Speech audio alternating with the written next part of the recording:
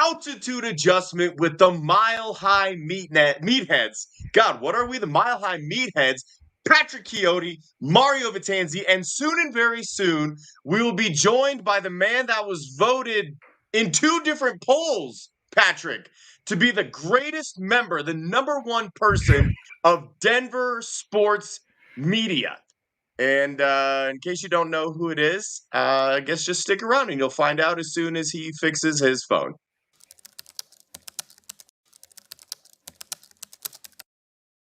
Hey, feel I'm in the mood for a switch up. I hit the function, hit the rose till I hiccup. I hit the stage and leave with money that's a stick up. Thank you all so much for joining us. As I said before, this is Altitude Adjustment, except Patrick, we're going to have to get some updated shirts that say Vitanzi and Chiotti, not just Mario Vitanzi. I mean, it is the Mario Vitanzi show featuring Patrick Chiotti. Wow. Damn, it's like that? Listen, I'm gonna be real honest with everybody. We have no plan. Like, planning isn't really what we do. And the problem when we plan stuff, Pat, is the show goes too long, your wife gets mad at you, and by extension me, and then I remind her that I've known you and loved you for longer, but it's still a problem. You have a baby on the way. We cannot make her angry. She's already very volatile, so we're going to try to avoid that. But the point of what I'm getting at is we didn't plan anything because we're going to pretty much let Ryan run the show, right? I mean, yeah. You and I only kind of know what we're doing. Ryan is a consummate professional. Like I said, he's been voted best Denver sports media member in a multitude of different polls, which is exactly why we had him on the show. You know, I thought this would be an easy show for us. I thought we could just, come in here, sit, gaze upon the greatness of Ryan Edwards, and just kind of take a back seat. But modern technology just hasn't caught up with Ryan. So we're going to have to fill some space. Now, I don't know if you heard, Pat, but there were some rookie mini camps going on. And if you could believe this, Sean Payton does not want cameras there. So we have not been able to see anything. I know someone was asking in the chat earlier, who has videos? No one. There are a couple clips of Bo Nix throwing the football at rookie minicamp. Yep. And yeah, pretty good doing it. That's pretty much it, man. Oh, wait, hold on. We install no longer because Ryan freaking Edwards is in the house. What an honor. Thank you so much for joining us. Dude, I am so sorry for the technical difficulties. I don't know what that was about, but I appreciate your patience. Listen, Ryan, when you're as big a deal as you are, and I've said it multiple times, you've been voted number 1 Denver sports media person on many different platforms. You make the rules and you get to do whatever you want. So, I mean, for anyone, if you don't know Ryan Edwards, like, first of all, move out from under your rock. But I want to give you the floor here, Ryan. Talk about yourself. I know that makes you wildly uncomfortable, but we're going to fawn over you. You talk about yourself. Just give us a brief history of Ryan Edwards. Well, I was born. Listen, man. I don't know. I don't know how to answer that, but I certainly am grateful for the opportunity to jump on with you guys. Love talking Broncos. Love being part of the Broncos broadcast, obviously. And then, I don't want to talk about me. Let's talk about something else. That'd be great. Let's talk about just as a quick breakdown. Like, you've been doing Denver radio, Denver sports talk for what feels like 20 years, man. And for the longest time, you were easily the most underrated dude that ever did it. Now, finally, you're getting the recognition you deserve. So even though you won't talk about yourself, I will a little bit. And I just want everyone to know the kind of greatness that they are dealing with. That's all. So anyway, introductions aside, Pat, I'll kick it to you. What do you got for our boy, Ryan? Well, Ryan, I wanted to talk to you about Drew Sanders, man, because this was something that kind of caught a lot of us, by surprise. Not just the fact that Drew's going to be out for the season with the Achilles injury, but the fact that this happened, a little bit ago, like a month or so ago, and we just didn't talk about it. What can you tell us about the injury, and maybe speak a little bit about the aftermath and how that affects the Broncos' outlook on defense for this season? Because he was kind of like that tweener, like, are we going to play him at edge? Are we going to play him inside? and that was kind of still the conversation going into this season. And now with him out, what does that look like for the Broncos defense? Yeah, I mean, I was excited to see Drew Sanders. I don't know if it changes a lot of what they were going to do. I mean, unless you expected him to make a massive jump forward.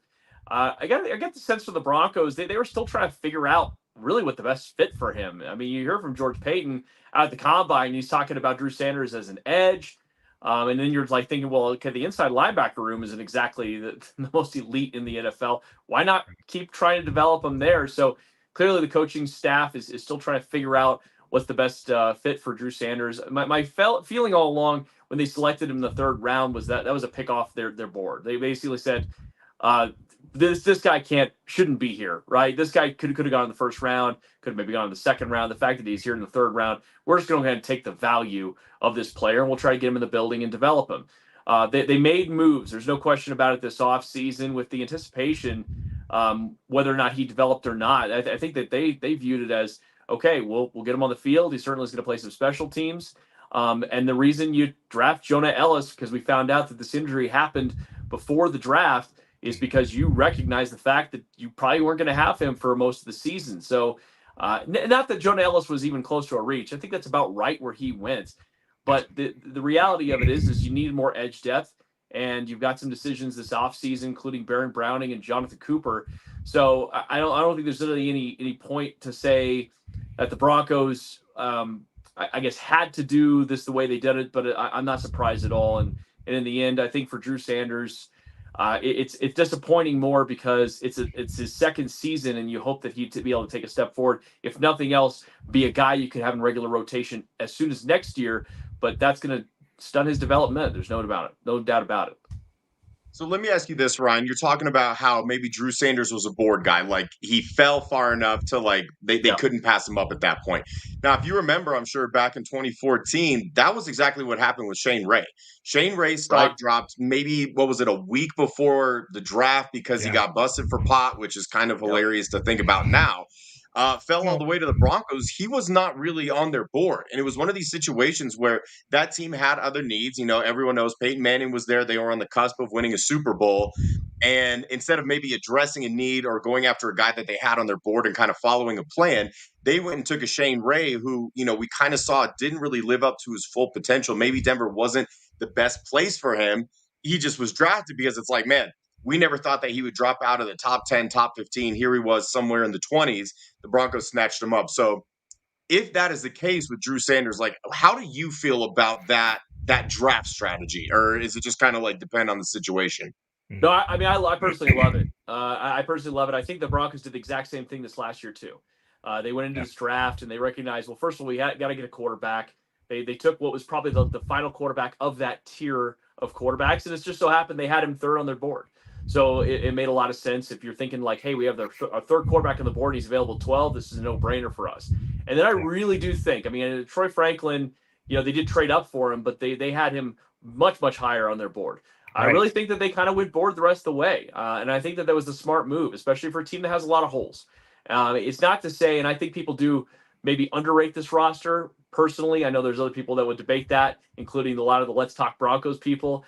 But I do think that it's not these guys.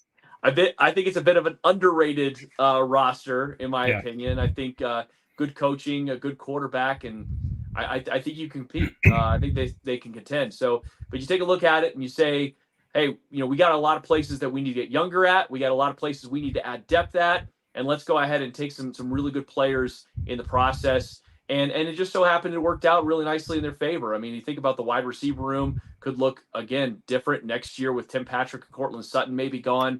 It might be a youth movement there. The running back room with Javonte, Samaje, both those guys could be gone next year. You had to take a look at the running back position. They did that. I mean, again, corner is always a position you could add. You should always be adding cornerbacks, especially when you don't have a guy locked in the opposite Pat Surtain. So, again, I like the way they did it. But I could have argued, you know, even other positions, right? We talked about tight end before the draft. Like, you could have really gone in on a tight end, especially since we don't really know what Greg Dulcich is going to be. Yeah. So in the end, I like the draft strategy. I think you ultimately end up getting really good players in the process, guys that you can at least add to the depth.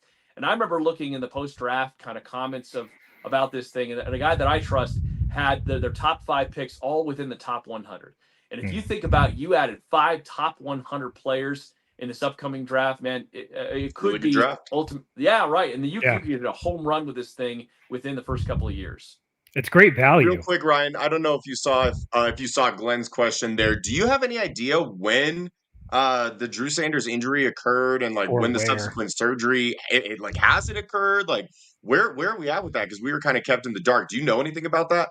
I just know it happened in April and it happened before the draft. So I think they reported, I think the second week of April, maybe third week of April, somewhere around there. And it sounded like that was that first week of practices. So first week of OTAs. And I mean, that's such a bummer because you're working on conditioning, you're working on weightlifting. So to do something like that, tear an Achilles at that point, just rough. I mean, that's what you've been working to avoid, right? I mean, as an organization, they've been, carrying that banner around since last year that they were one of the best teams in the NFL when it came to injuries, and to have that happen, certainly disappointing. Yeah, especially after all those years where, we were blaming just one guy for all of these really bad injuries that were happening. They have a really great bounce back season health-wise. And then for something like this to happen is just deflating. But Ryan, kind of building on that, now that Drew Sanders, now that Drew Sanders is going to be out of the rotation for edge, and they have Jonah Ellis in there, what can you expect from the inside linebacker group? Because I mean, like you said, there was kind of talk of him going in between both. Does this mean that it's going to be like the Jonas Griffith, Cody Barton, Alex Singleton show from here on out? Or do you see maybe someone, a UDFA or a trade target possibly coming on before the season starts? Yeah, there's a couple positions that I think the Broncos are still going to be eyeing. I'd say center might end up still being a position that they're eyeing. And so don't say that to Pat. He's a big Alex Forsythe fan. Whoa. Don't throw me under the bus right now. The thing? Don't throw me under the bus right now. Okay. That's all I'm saying is that's a vagina. This is an O. Yeah. Listen. Okay. I'm sorry, Ryan. I told myself I would conduct myself with a level of decorum, and I let you down. This is supposed to be a family program. Okay. Be you. Don't do anything different. No, I think the prospect of Alex Forsythe being the starting center is something that we should talk about because they haven't really added like a serious player at that position. And then you have the additional like relationship between the center and the quarterback. I think that's the big thing. But I wouldn't hate it if they went out and they got a proven starting center. Not at all. Like that's great. Go do that. Like Connor Williams is still sitting out there, right? Exactly. And that could make some sense. I think Forsythe has the inside track. Like we're sitting here right now, Forsythe, because of his relationship with Bo Nix, I think he has the inside track. Mustipher's on this team. He's development. Not development. He's just depth. And then of course you have Luke Wattenberg, who I don't know if he can even play in the NFL, let alone at center, but we'll see.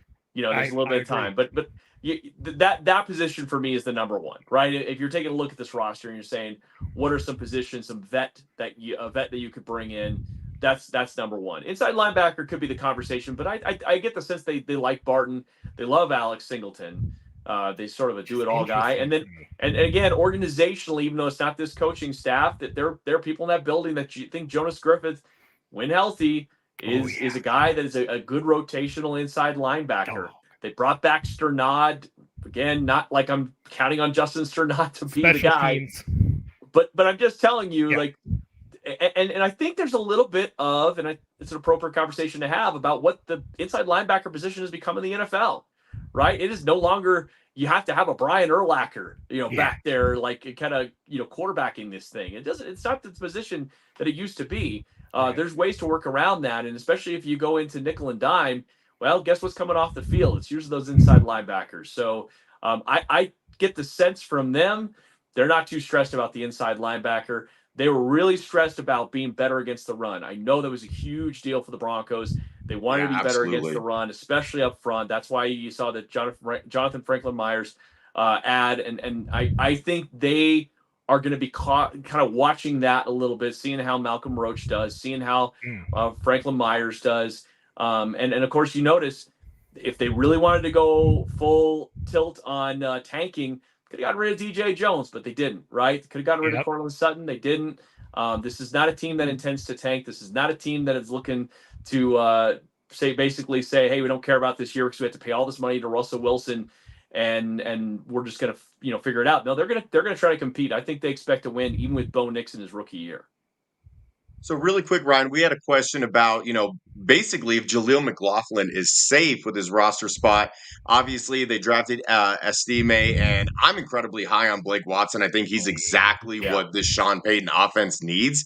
So how secure, if at all, is Jaleel McLaughlin's roster spot? I mean, you and I actually talked about it personally the other day, and we kind of figured, McLaughlin might end up being a practice squad guy after being fairly productive his rookie year, just because Watson is kind of just a better version, or can be a better version. What do you think? Yeah, his roster spot's not safe. I'd say Samaje Perine. Samaje might make the roster, if nothing else, because they do like him as a change of pace back. But, the kickoff rule is really interesting when it comes to some of these decisions and how they decide to design that. I tell you, fellas, when I went out to rookie camp last Saturday, not this last Saturday, but the one before, that was the most eye-opening thing I saw. He's great watching Bo Nix, great watching Troy Franklin. And by the way, Devon Vele. Man. I've been mispronouncing it for a while, but Vele, wow. I mean, again, mad Tim Patrick vibes, wearing the 81 out there running around, boxing suckers out. And awesome. they're the same age, which is pretty cool. I know. He's like 45. He's like 45 years old. But I tell you what, man, he's like Ryan's age. He looks awesome. So he'll be fun. I don't know how big of an impact he'll have year one, but they had him pretty high on their board, I'll just say. And the fact they got him in the 7th round instead of making him be a UDFA is just keep an eye on him. But anyways, they did that on purpose. Yeah, that was deliberate. Yes. The most eye-opening thing was the kickoff. It's weird. It is a completely different play. From everything that you have grown up watching the kickoff, it is not the same conversation. You got two guys back there. The design of what the kickers are trying to do, the blocking up front, it is all different. And in a lot of ways, it's kind of like a stretch play. It is. Because of where everybody's placed. So maybe that's where Jaleel McLaughlin finds a spot on this roster, because he's one of the guys that you put back there to return. I don't know if that's enough to justify it, especially if they don't trust him in pass pro. But yeah, what Blake Watson does, and I had a chance to sit down with him for a few minutes in the locker room. I sort of talked to him about Alvin Kamara and the Saints offense. And he's been a big fan for a long time. He said it's one of his favorite running backs to watch, and he certainly patterns a lot of his game after him. So again, I'm not saying Blake Watson is Alvin Kamara, but they're looking for that guy, especially a guy that's good in pass pro too. So there's a lot of intrigue with that running back room. But man, I tell you what, a lot of it has to be defined, in my opinion, especially those back end of the room guys, with what's happening on the kickoff. I think that that's going to play a big factor in who makes the roster. Well, and you can see guys like Vele being a big contributor in that aspect too, because of his blocking ability. Certain guys who play tight end, I could see Nate Adkins being a big contributor on those kickoff teams as well, because the way that they're going to be teaching that blocking is a lot like how they would block, outside zone or stretch or duo, anything like that. Like it is basically just a run play. So the blocking technique is going to be different. You got to have guys who understand how to use their leverage and make those blocks. And that's just something that's going to be very, very valuable when we're talking about roster spots here in a couple months. Like, who are the guys that are actually going to be making plays on special teams? Because I feel like Sean Payton made that such an emphasis point last season. The jump from the season before to last season was incredible. And then with this new rule, all the added creativity that can come from it, he's going to want to make sure that that's like very, very honed in. Get that starting field position for your offense. Like, wait, did I lose you guys? No, you got I got you. No, anyway, it's going to be massive. Like, nice job, Patrick. you know what? I get very hands God. when I talk. So Well, I'll say this. I'll say this to add to your point, Patrick. yeah, That you got a bunch of football nerds on this coaching staff, right? Mike Westhoff, Ben Wokotwika. These guys are geeking out. It's not often when we're at a Sean Payton press conference and we're like sitting there talking to him, and he gets asked a question and he can hardly contain himself. Like you got the sense that he was really downplaying like how excited they are about the kickoff. But there's like he sort of cracked a smile and he sort of had this like giddy kind of like when he started talking about how it's a different play and there's gonna be double-digit touchdowns this year. They think they're gonna be one of those teams. And they think, again, just reading between the lines, sitting there, if you want to find an edge, right, where people just don't believe in you and you're maybe you're gonna have some mixed results on offense because you're working in a rookie quarterback and you're working in some young players. Well, guess what? You can tilt things on special teams. You can absolutely tilt things this year on special teams. As everybody's working to catch up on this, you have one of the best special teams minds in the game on your staff. And you don't think that he's spending every flipping day right now taking a look at all the different ways he can make this thing work for the Broncos and they can tilt the field and maybe even get a couple of touchdowns and surprise a couple of teams. This is where I am super amped about the Broncos this year because they have what I believe is some of the best minds on special teams on the team right now. And look at how Marvin Mims was returning kicks last year. Like he's such a patient returner and he knows when to like shift gears. And I'm really excited to see him and possibly Blake Watson in those packages. That'd be a lot of fun. Or even Jaleel McLaughlin. Like any one of those dudes who just they're shifty enough. They know how to use those blocks. They know how to hit the holes hard. Those are the guys that you want. So very exciting. Real quick, Ryan, since you were at rookie minicamp, you mentioned Vele and Watson. Was there anybody else that like really stuck out to you? Like by the time that training camp rolls around, that is really going to turn some heads. Who do you got? Well, I mean, all eyes were on Bo Nix, right? I mean, you had to watch Bo Nix, and I thought he looked good. I mean, he made all the throws that you would expect him to be able to make, and people were wondering about their arm strength stuff. That wasn't an issue. They're going kind of a mid-tempo practice, right? So no pads, so it's tough to go for the defense. But I tell you what, I'm a big Chris Abrams-Drain fan, and they were running some drills because he's a ball hawk, right? I mean, the pass defense, the interceptions. I mean, he's just that dude. Ball skills. So they were running some drills out there where they're getting these guys opportunities to get tip interceptions and kind of put your feet down. And I just thought he stood out. Now again. It's rookies. There's some guys in there that aren't even going to make the roster, let alone NFL rosters at all. So I think, you temper some of this, and especially once they got into team, it was all kind of mid-tempo stuff. But when they were doing the drills and I was watching him, sort of get interceptions and get his feet down. And I mean, he looks like a dude, right? He looks like an athlete out there. And, watching him in college, I've been watching him quite a bit over the last couple of weeks. I can't wait to see how he does when he goes up against some of the vets this week when I get to go out there on Thursday. I'm a big fan. And I don't know, people are kind of looking at this going like, oh man, the cornerback position opposite Pat Surtain, it's a little bit of it's an enigma. It's all over the place. It's like, listen, I'm maybe higher on some of these guys than others, and certainly we won't know until they actually get out there. But this dude, I think will surprise some people. I'm excited about him. That's good to hear. Awesome. Glenn wants to know, Ryan, what's the biggest scoop or nugget you had to sit on in your career that ended up becoming public? It's a rare good question from Glenn. Usually Glenn sends in a bunch of crap, but this was actually good. Was it the Mario Vitanzi signs a 1-year deal? That was your scoop, Pat. That was hilarious.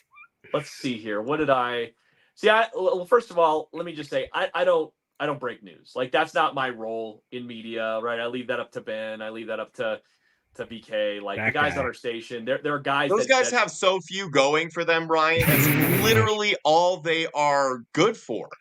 You are capable of so much more. So it's like you're a gentleman and a scholar for allowing them to have that. Because if you wanted to do that, you could, but then they would have no use in this world. Oh my God. That is not a thing I said. I will say that to Ben's face. I didn't say that I will either. get on a knee and say it to BK's too. Oh, come on. Anyways, What'd I say? What did you What'd say? I say? Did I say something bad? 2 slash tires tomorrow. Anyways, biggest What story. was he going to use, a butter knife?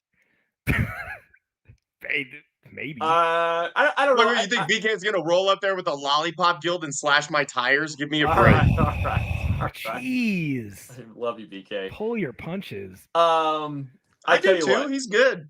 I did know that they were going to move on from Justin Simmons pretty early. I knew that was coming. That hurts my heart still. I can't tell you where I knew it from, but I knew that was a thing that was going to happen. And again, it's not to say that he isn't respected. It's not to say that that he isn't appreciated. But I did know about that one, and that sucks. And that I hate. Some of those are tough to sit on because you just like, God, like. You don't want to see him go. No, you don't. And so, you find creative ways on the air to talk about it. And what I'm big on is context, right? So for me, like, I may get something, some piece of information, whether it's, source, specific source or otherwise. And so then I'll, go on the air and be like, okay, well, because I know that this thing is happening, then I can frame my conversation in a certain way that people that can read between the lines, or if nothing else, I can protect sources that way. But if nothing else, I'm not going out on a limb, saying like something like we should be extending Justin Simmons right now, when I know for a fact that's just not happening. And so that's, like I said, that was a tough one because I'm such a big fan of him as a man, certainly as a player. But it's part of the deal. But honestly, and I said this for a while, a lot of people were like, okay, well, the Broncos are going to be rebuilding. And there's certainly some moves that you'd say that they were a bit forced to because of Russell Wilson. But I'd say predominantly the moves they made this offseason were a lot of moves that they were going to make anyways. And again, that sounds kind of cold about, specifically Justin, right? But Jerry Jeudy was not staying on this roster. That was a move they were going to make. We kind of saw that one. Yeah, that was a move they were going to make. And like I said, that the Justin Simmons move, I do think that they believe, based on how many years, 1 year left in his contract, it's $18 million. I think that they looked at it and said, we'll bring in Brandon Jones and we'll make do with what we have to do. Now, again, it's a gamble. If you look worse in the back end, then certainly it didn't pay off. But they certainly believed that they were going to be fine there, even taking the $50+ million cap hit this year. Yeah. Ryan, Fantasy Dag or Fanatic Dag wants to know if you're confident that Bo starts week 1. Schefter had implied the other day on ESPN Denver may shy away from it because it's a tough beginning of the schedule. Your thoughts on that? Yeah, I mean, I think you want him to earn it. So like as we're sitting here today, I don't know. And that's not me trying to dodge the question. I think things go right, he starts. I think if they don't, then it's probably Zach Wilson. If things go really bad, then it's Jarrett Stidham. And that's no direct defense. Listen, shout out to the Jets fans. If Jarrett is listening, or if his family's listening, I apologize. I certainly mean no direct offense. Met you a couple of times. You seem like a nice guy, but Jarrett's cool. If Jarrett Stidham's starting this year, then boy, some things went dramatically south at the quarterback position. That being said, I think the plan is to get Bo Nix up and going, but they don't want to show, especially because Stidham started the final game of the year. They don't want to show as though that they're playing favorites to a rookie quarterback. They're going to want him to show out there, but I do think that he's got the work ethic, he's got the mindset, and I just don't see a scenario, in my opinion, based on what I know about Bo Nix, that the moment's going to be too big for him. He's got so much starting experience in college. He's going to be bringing all that to the table. He's the third oldest quarterback ever to be drafted. All these reasons tell me that if he doesn't hit the ground running, then it's not to say he's a bust or anything kind of hot take like that. It's just more to say maybe he needs a little more time, but that isn't the plan. The plan is to have Bo start, as far as I'm concerned. I'll ask this question to both of you. Pat, you go first, and then Ryan, you can jump in. What position battle are you most excited to watch? Pat, we talked a little bit about this on a previous show, so why don't you go for it? Man, part of me wants to say cornerback, but I feel like Levi Wallace is going to get. I mean, just being a veteran, I feel like he's going to get that nod. But I am pretty excited to watch that. I'll say center for the sake of what we were talking about earlier. Like I am excited to see that. And especially if they do bring someone back in, yeah, there it is. It's not this. Yes, Pat. it is. It's right here because here's the wings. Here's the wings. Okay, so if they do bring in a proven veteran like a Connor Williams, I think that would be fantastic because I feel like they do want and need somebody who's had starting experience at that position. Just knowing knowing the specifics of what the center's responsibilities are in this offensive scheme, they do want someone who understands the verbiage, who can make the calls that they're needed. And Forsythe's had a year to sit. He probably has learned all that stuff. He's, from all reports, he's a very smart guy. But if they did bring in somebody, I think that would be an awesome competition. I would love to see Forsythe starting, obviously, but I think for the benefit, you've got 4 other guys who have already been in this system together. Putting a guy who's a first-year starter in that role might not be the best thing to do, but putting someone who's been a veteran in this league, who's played in different systems, I think that would be great. But I am excited to see the center position, and especially with Bo Nix back there potentially week 1. I think that relationship is going to be so important. Knowing his work ethic, knowing his communication style, I think that's going to be a massive, massive battle to watch, and one that probably isn't being talked about nearly enough across the media channels. Ryan, what do you got? I'd say wide receiver is kind of interesting. Yeah. I'm interested to see how Troy Franklin, how quickly, and then Vele, Tim Patrick's roster spot. As much as we love Tim Patrick, he's not a deep. He's not a lock for this team, and they brought in Josh Reynolds, right? There's a lot of redundancy. There's a lot of redundancy in the wide receiver room, which makes me think that they have some hedges in there in case some of the younger players don't pop right away. But yeah, the wide receiver room, I again, assuming Cortland doesn't get traded or released or something like that, which I don't think that's their plan. I think they really are going to try to make it work with Court. I don't think they're going to give him an extension, but we'll, or a restructure, but we'll see. What do you know, Ryan? What do you know?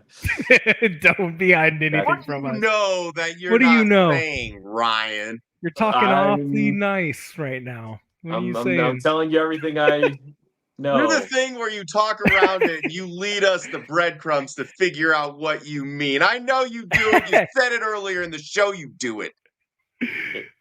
Anyways, I think Troy Franklin, especially if Bo Nix is starting, could, and especially because Sean Payton likes him so much. Yeah, that part. If all of a sudden such a consummate professional, he looks like he's getting it early. You already know Marvin Mims is locked into a starter spot. Yep. Josh Reynolds is probably locked in at least in the rotation, but he could be a starter. And then all of a sudden, if the young guys get it, I think they want to go that route. I think they want to get there as soon as they can. I don't think it's sort of like let the future be now kind of deal. Yeah.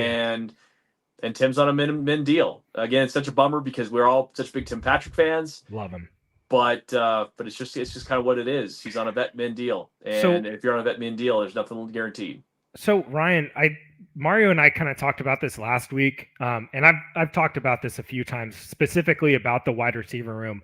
Historically, Sean has kept I think the most receivers he's kept active in a single season was 8. The amount that played 10 plus games. Do you see this room being the same as it was last year, where he kept 5 core guys and then kind of used, guys like Lil Jordan Humphrey sparingly, kept them on the practice squad? Do you see this being that 5-man wide receiver room with all of these guys that we have now? Or do you think that the kickoff rule, circling it back, is going to kind of make Sean maybe keep 6 or 7? I mean, it's such a great question, and you're right. The kickoff rule really does kind of dictate a little bit of what that room's going to look like, and you got some guys like Lil Jordan Humphrey that's a good blocking wide receiver out there, and so how does that factor in? Because one of the things that we saw at the kickoff, and I'm not saying Lil Jordan Humphrey's going to be back returning kicks, but one of the things we did see is you have two guys with their heels planted at the goal line. One of those guys becomes a blocker. Yep. The other guy's returning. So one guy gets the return, the other guy becomes a blocker. What do you want that looking like? Do you want? Right. And I'm not trying to say, but I'm just saying like you're going to want guys back there that can be interchangeable to a certain extent. Yep. Assuming Marvin Mims is already one of them, then maybe he runs over to one side, gets the ball, and then your blocker, the other guy that was out at the heels. Maybe you want somebody that has some decent straight line speed, but is willing to put their nose in there. Mm-hmm. Again, there's so many fascinating iterations of this, right? Yeah. But to your point, that's what the real unknown here is how much special teams really does influence that back end of the roster and how these guys are going to earn some spots. But I mean, the types of bodies you mentioned earlier, man. The types of bodies you're going to want up front. You're going to want some big guys, some big dudes blocking right there because it's more like a stretch play. Yep. And you're looking for those lanes, but those lanes develop. They develop quick because these guys are only 5 yards from each other. So you got some bursts, you got some straight line speed, but you want a guy that can get sideline to sideline, find the hole, and then get north south. So again, that's where maybe Jaleel has a bit more of a role. So the back end of these rooms are going to be so much fun to watch. Keep Lil Jordan Humphrey as a tight end. Move on from Greg Dulcich. Okay, hold on. I'm just saying. Listen, it's no offense to Greg. He's gonna get better. I hope that he balls out this year. Did Zach Seegers somehow get into this chat? What is going on here? Whoa. I'm just doing the math. Joey, is that you? Joey? I want people to understand who are watching this show that we are millennials and we handle things differently. They are Gen Zers. Patrick and I are the elder statesmen of LTV. We maintain order and intelligence, okay? When the young kids start popping off at the mouth, that's when crazy shit gets said. And Patrick and I are there like, we're the parents. We're the dad and the dad, okay? We have to keep some semblance of order because if it wasn't for us, they would go right off a cliff. In fact, I'm sure half of them think that the earth is flat. And we have to keep them from going off the side of the earth. I mean, that's the Gen Z thing, right? Anyway, Michael wants to know, Ryan, and you probably know much better than us, what was the dynamic between Sean and Russ? I mean, we know for the most part how that went. Did it negatively affect the locker room? So obviously the first part of that question, pretty obvious. But that is curious. Like, I know you're around the guys a lot as well. You're in that locker room. You talk to them. Did you feel like that dynamic, like that tension between Sean Payton and Russell Wilson had an effect on the locker room? Yes. Yeah, I did. Beautiful. Love it. Yeah, I did. Man, you know what? It was oil and water. And they'll say whatever they want to say publicly about it, but it's just it wasn't there, and I'd say it wasn't there pretty early in the process. It's so remarkable. I sometimes thought about when Sean was an analyst for Fox and how he was saying, because they were asking how do you fix Russell Wilson when he was an analyst, and he's like, I take his 20 best plays and I'd find a way to do that. Yeah, and then he actually gets Russell Wilson and he spends a good portion of training camp putting him through the ringer of things he doesn't do well. And that was our kind of our early tip off. I think we sold at the time the idea of, well, you're doing this because you got to figure out what he can't do before what he can do. But the guy's an 11-year vet. You know what he can and can't do. So what are we doing here? And so again, we have to look at that in retrospect. We get to say have those conversations in retrospect, say, well, actually, now it looks like he just really was trying to prove a point. Yeah. And so many things during the course of the season, he was stuck with Russ. But the moment he could get out and away from Russ, he did. He took that advantage. So I'd say that everybody tried to put on a pretty public face with all of it. But yeah, I mean, you get the sense that it was far from harmonious.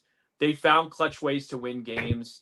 But if they would have lost some of those games that were basically on a razor's edge, we would have saw changes much, much earlier. That's just a fact. And, Sean will say, hey, we're good. I mean, whatever, like you were good, but he wasn't your guy. He just wasn't your guy.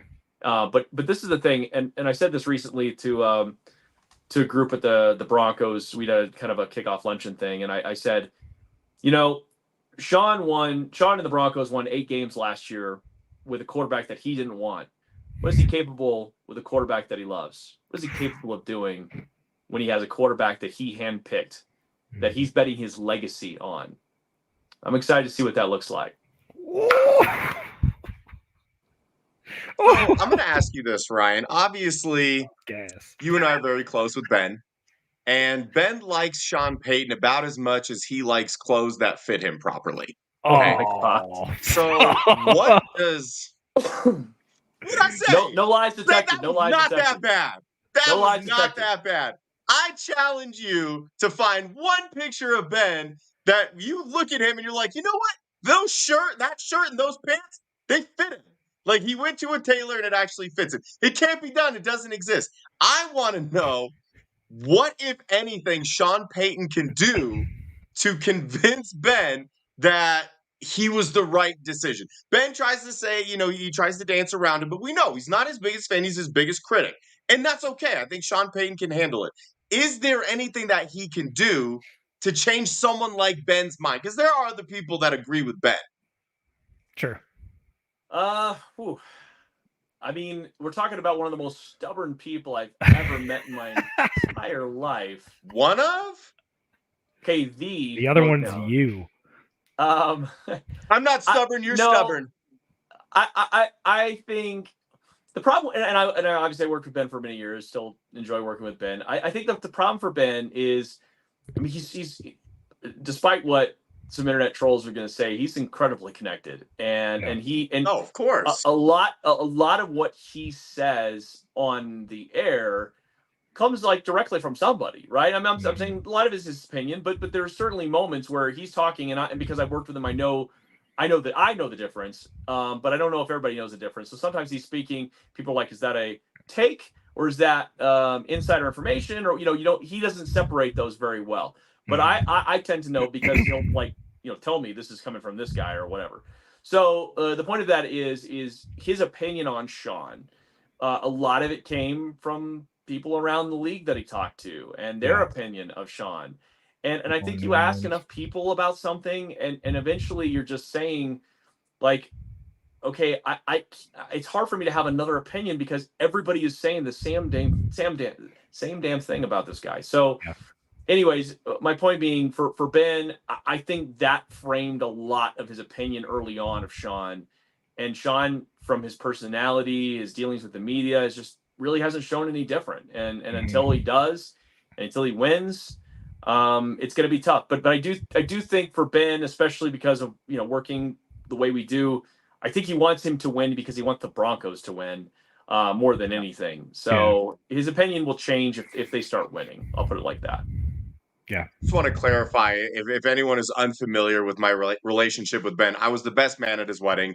In fact, I got Ben his start in this industry. You could ask him. It's true. The first radio show that Ben ever did in Denver was with me. So this is all in good fun. This is all in jest. I am not a Ben hater. And if you are, then I don't know what to tell you. Right, an awful lot to just be guessing. That's all I'm going to say. Yes. No, he's super connected, and again, I'll back my guy for as long as I can. Right? I mean, again, he brings some of the interactions on himself, as you and I have talked about, Mario. He brings some of that on himself by his demeanor and just some of his trash talking. But in the end, the people that are questioning his sourcing or where he gets, I mean, it's just lunacy. I've seen it firsthand. The dude has some pretty wild connections, and it's pretty impressive to me. It always has been. Yeah. If there's anyone questionable, it's Pat. Yeah, it is actually. Well, he just gets everything from Chris, I assume. That's. I thought just Chris basically tells him, this guy can play, this guy can't play, and then he's like, yeah, you know what? Chris Harris Jr. is pretty freaking smart. I'm gonna go with that. Would I be wrong to listen to a guy with his resume. Okay, not at all. No, not at all. Listen, man, that's me showing respect and saying I do the same thing. Chris is absolutely awesome, but Ben is absolutely awesome as well. And all the interactions that I've had with him over the years and all the things that we've talked about, he's been nothing but real. And yeah, I think he gets too much flack for a lot of things. And yes, he does bring some things upon himself, but he still is a genuine dude. And I love talking with him and getting little bits of information from him. And it's a good time. So I might use Chris Harris Jr. to get some info, but Ben Albright is also an awesome guy. And we'll have him on the show. I'll give him a chance to defend himself. Yeah. No, you got to have him on. It'll just be a roast, though. I would never, ever come on this show and ever echo something Alfred Williams says, because he says some of the wildest things I've ever heard in my entire life. And if I came on here like spouting off some of the opinions that he has, like today, for example, he's like, the Broncos might have the number 1 pick in next year's draft. They have to take a quarterback. I'm like, Bo Nix hasn't taken a snap yet. What are we doing? What are we doing? No. If anything, I'm like, why are we even like, he hasn't even taken a snap yet, and you're already like, they can have 4 wins next year. Look at the schedule. I'm like the schedule's tough. Here's the deal, like Ryan. What you said, though. They won 8 games with a quarterback he didn't want. Let me play devil's advocate. Let's say that they have the first overall pick. I'd rather have Shedeur Sanders than Bo Nix. Sorry. Nope. Yeah. No, I'm gonna say no on that too. Yeah, give me Carson Beck. Give me Quinn Ewers. No. Quinn Ewers. Quinn Ewers. What's wrong with Quinn Ewers? Glenn said the only thing Mario didn't take credit for is writing Ben's tweets. I'm pretty sure whoever writes Ben's tweets is like Drake's ghostwriter. Yeah, and that would explain all the beef that Ben has to deal with. What is your problem with Quinn Ewers? I think. Listen, I'm glad that he went back to Texas, because he definitely needs to work on some footwork stuff and his accuracy. I just I didn't see it. I didn't see it this year. So I'm gonna wait. For the college football season, and if he gets better, I'll check the film. I'll give it a fair analysis, but based on last year's film, wasn't it for me. He's no Mario Batanzi. To be fair, no, Brian, don't. To be fair, don't even start with him. Don't do it. No, Pat, you don't know because you've only played with us like twice. Okay, to be fair, and I'll tell you this, Ryan. Pat, being an Oregon fan, was not a big Bo Nix supporter as a professional quarterback. So he is very fair in his analysis. I'm not. Shedeur's going to be the best quarterback prospect of all time, but I'm not grounded like Pat. Yeah, so says his dad. He's the best quarterback prospect of all time. Dude. And by the way, again, you're right. Quinn Ewers never gave Cam a black eye, so you're right. He doesn't have the same arm. That happened. That happened, Mario, and you have to live with that for the rest of your life. I'm fine with that. I take no umbrage with that. Every time he puts up a photo of him, I swear one eye is looking the other way. Just saying. Damn! His field vision is impeccable. That's how else is he supposed to see the whole field? Right. Oh my gosh, this is awful.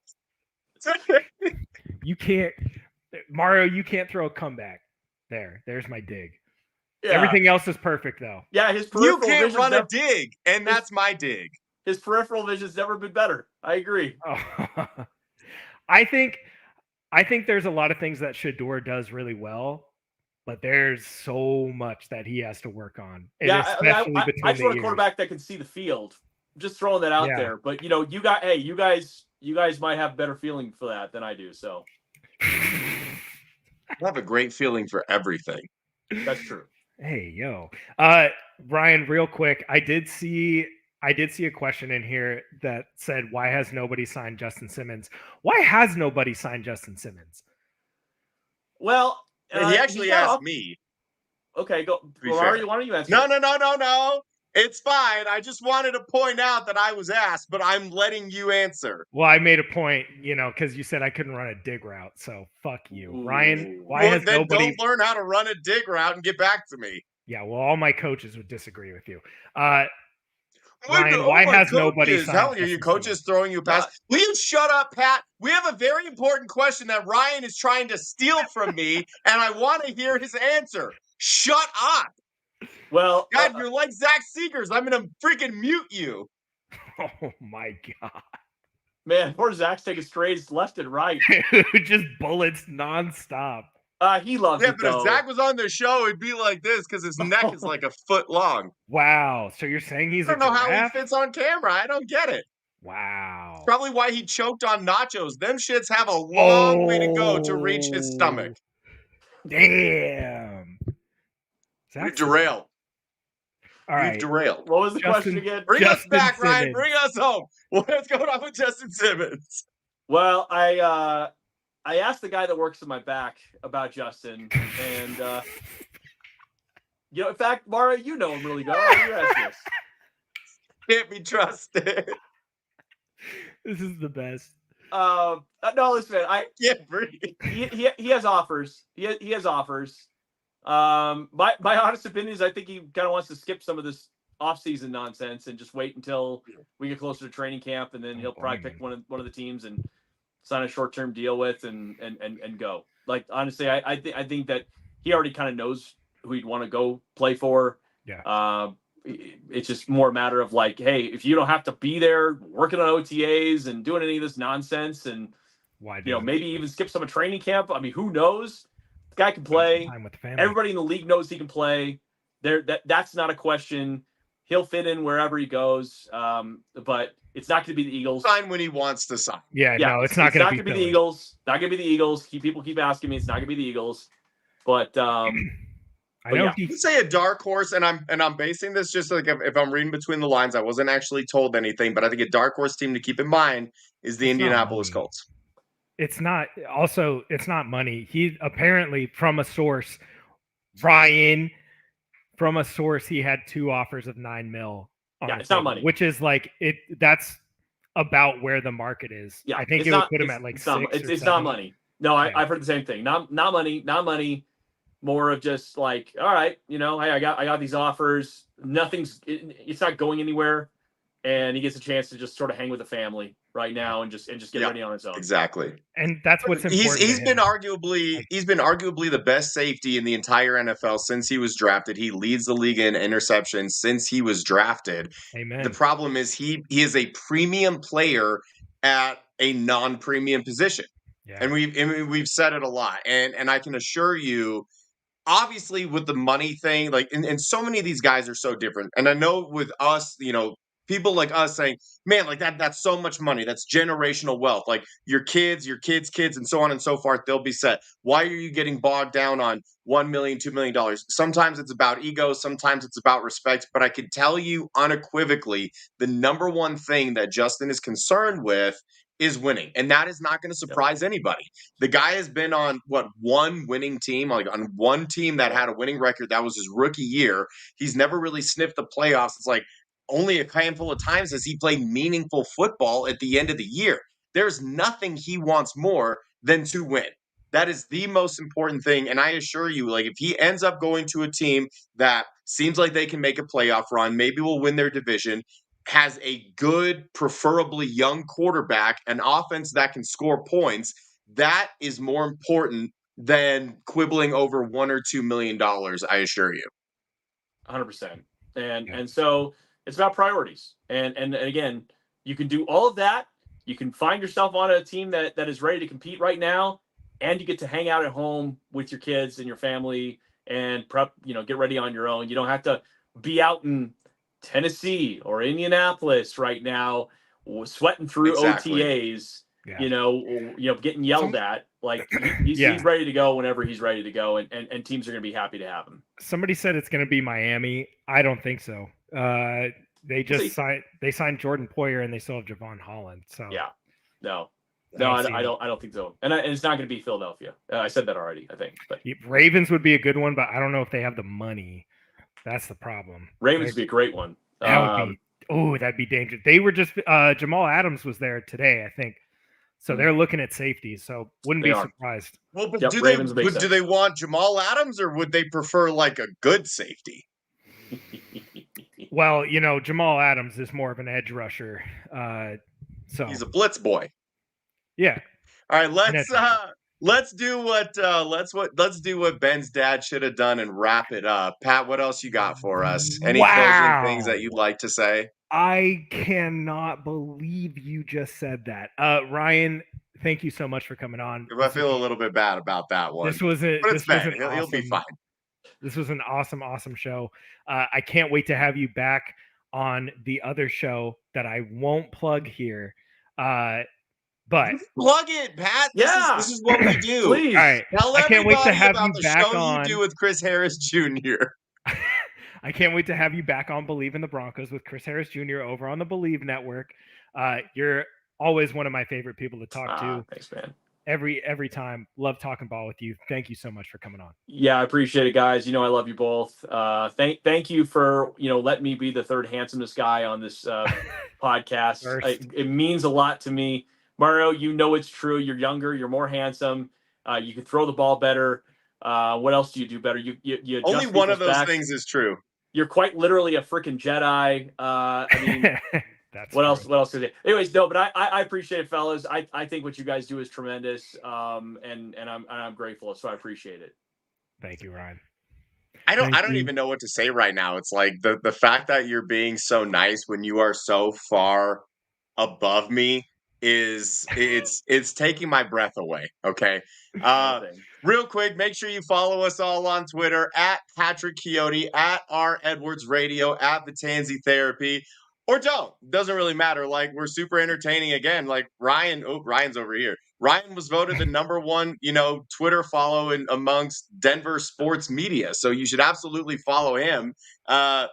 Me and Pat are fine. Like we flirt a lot with each other on Twitter. So if you're into that kind of stuff, make sure you follow us. If you would like to have this or many other different shirts that are equally as cool, make sure you check out altitudeadjustmentshop.com and tune in next week when maybe we'll have a guest. Maybe we won't. I'm going to try to get Ben if he has the time. I just want you to know I stopped myself from saying anything right there, and I'm very proud. That's who Patrick Chiotti, Ryan Edwards, Mario Vitanzi. We love you all. Thank you all so much for joining. And if you come back next week, maybe donate some money. Thanks. Bye.